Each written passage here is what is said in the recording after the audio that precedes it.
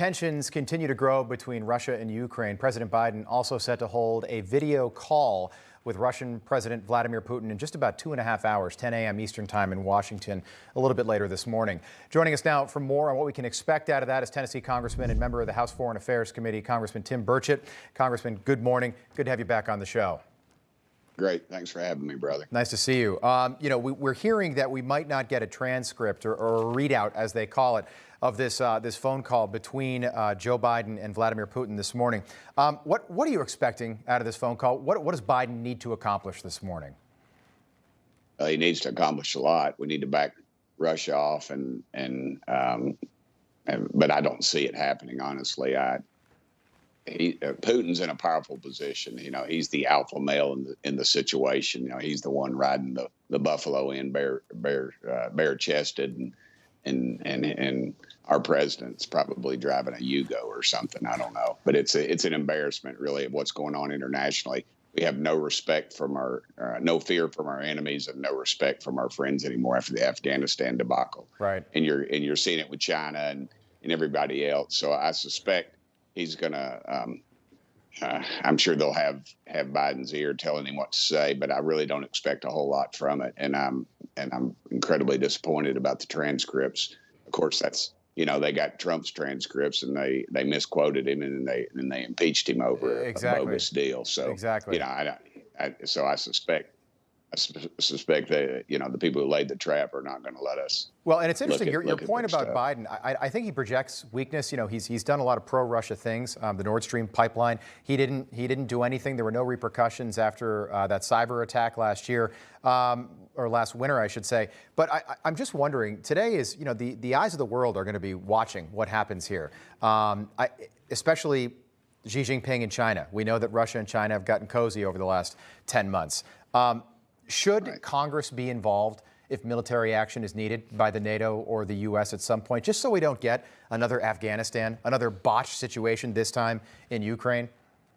Absolutely. I've continuously voted for that. I don't think that the president should have the ultimate say on that. When December 7th, and the Japanese bombed Pearl Harbor on the Sunday, I think Roosevelt came down on a Monday and asked for a declaration of war, and was given to him by Congress, of course. Right. So I think that Congress should have that oversight. I think that's why there are different branches of the government, and there's oversight, and that's what we provide in the Congress. And currently right now it's just a rubber stamp for the far left, but I would hope that we'd have better sense if we were talking about sending in American boys and girls. I do want to talk about the 80th anniversary of Pearl Harbor today, a very big day, December 7th, as it is each and every year. Just quickly, though, Ronald Reagan dealt with Russia, peace through strength. That was the mantra. And Donald Trump sort of picked that back up when he took office.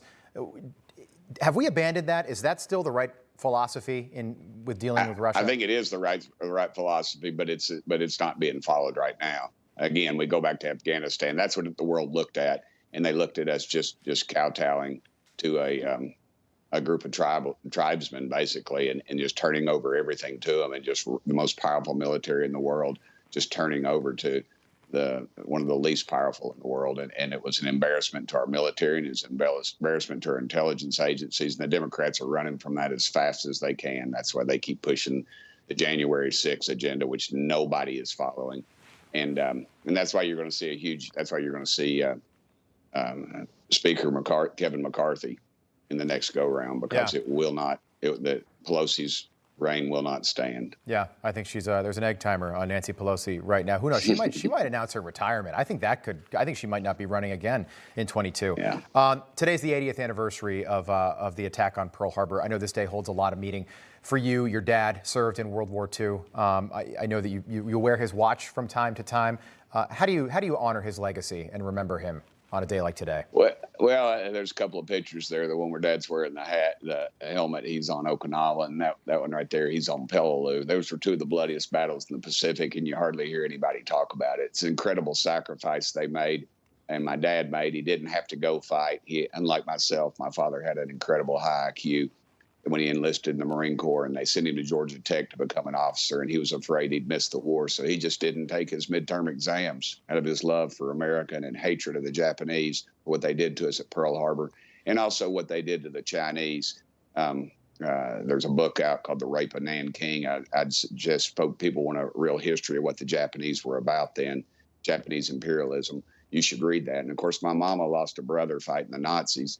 Wow. And she flew an airplane during the war in Civilian Air Corps, and they're both in heaven. They're both buried up here at Veterans Cemetery. But there's Mama. There's Mom right there. And, that's unbelievable. My parents were badasses. Unbelievable. They were.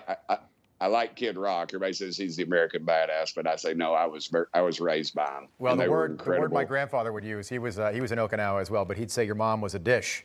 That was his big word was a dish. I know that your dad, Bob Dole, former Republican candidate in '96 and great senator from the state of Kansas. That's Daddy in the red right there. That's your dad in the middle?